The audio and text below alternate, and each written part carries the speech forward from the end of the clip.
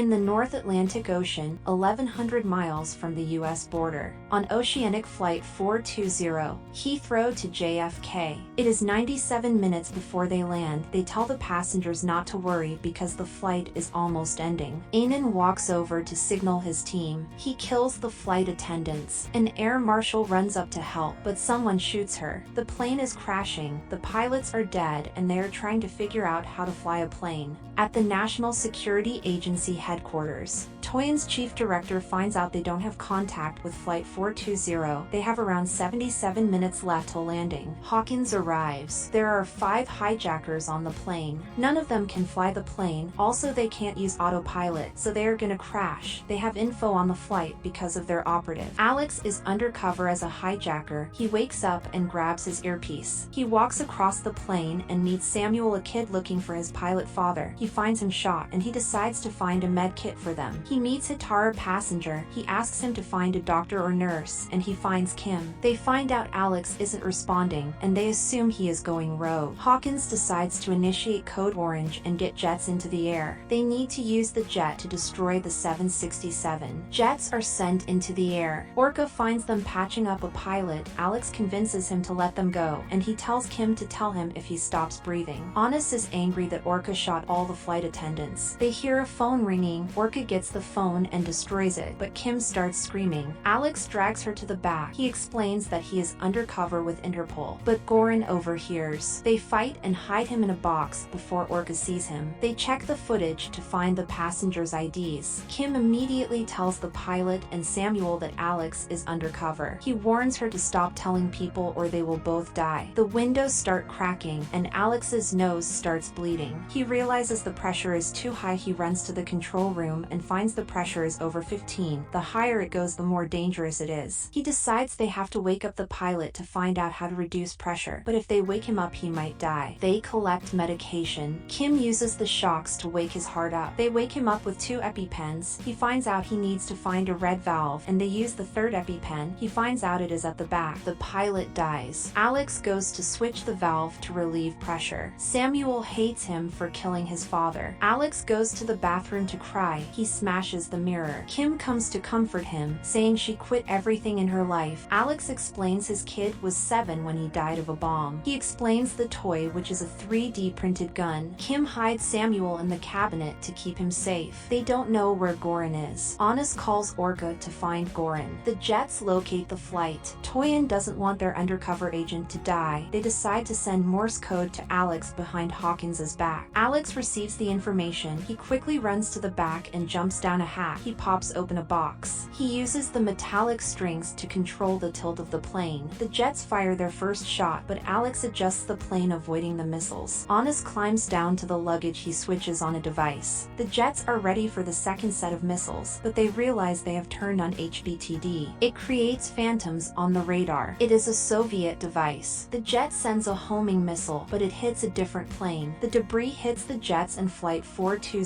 They find out 2 of the jets have been destroyed. They have 1 left. Hawkins wants Jet 3 to terminate them on sight. Honest has a NASNAS, a nuclear weapon. He wants to destroy the superpowers of the country. They realize the wheel sunk a lot of loading, meaning they had to have loaded a super heavy item. Hawkins believes it is a nuke. They decide to let the jet abort. Hawkins wants to go to DEFCON 2 immediately. The flight is smoky and Alex tries to find Orca. They realize they can't shoot it out of the sky because if it has a nuke, it will destroy everything. She says she did it because she believes there is always a chance. He says she has applied for his position 5 times and hasn't gotten it. The chance isn't absolute. He explains that she needs to sacrifice to become better, like when Hijackers killed his daughter on TV. The passengers decide to fight back because even the government tried to shoot the jet down. A passenger jumps on Alex and he chokes him out, but realizes Orca is coming. He has to kill him to show he hasn't changed. Kim watches him kill the guy. Alex regrets killing the guy. Hijackers gives him words of wisdom, and Hamlet let vengeance corrupt his soul, but Alex tells him his, not his brother, and walks off. They figure out the identities of the 5 hijackers, Slurries. Hawkins knows that they are headed to them. He explains that after Slurries killed his daughter, he had to get revenge and he knew the price. He killed his son and wife. Now Slurries is coming for him. Alex tells Kim to convince the passengers to roll on his signal. Kim talks to Hijackers and the passengers, telling telling them to follow Alex's signal. The passengers quickly pass the message down so all of them know they're taking over the plane. Alex waits for someone to find Goran's body. He hits Orca and knocks him out. The passenger then dogpiles Laika and kills her. They finish off Orca. Alex stabs Marco, and Hitar goes to support him, but Honest shoots him. Honest and Alex fight. He says Marco was the one that betrayed them. He knocks him out and chokes him with a telephone cord. He tells Kim to help the passengers. Kim tells everyone of the situation and that she is a doctor if they need help. Hawkins contacts Alex and tells him to go to the cockpit to control the plane. He says they need to fly 10 miles, but they are out of fuel. Alex struggles to fly the plane, but eventually figures it out. Kim goes to taunt Marco as he bleeds out, but she finds out Marco is the Interpol agent, not Alex. Marco originally was the agent until he dropped the earpiece and Alex picked it up. Alex throws away the earpiece. Hawkins realizes Alex is Slurry's. Marco tells Kim she has to get the access code and stop Slurry's from crashing the plane. She takes his gun. Slurry's kisses his shrapnel. He remembers his son, and the day they bombed his place, he found his son dead. Hawkins's face was plastered into his memory, the shrapnel from his son's body. Kim hits him with the gun, and Slurry's explains that he needs justice. Kim shoots him. Samuel grabs a fire extinguisher. He hits Alex to knock him out. Kim talks to Hawkins. He tells her to input the codes. They engage failsafe.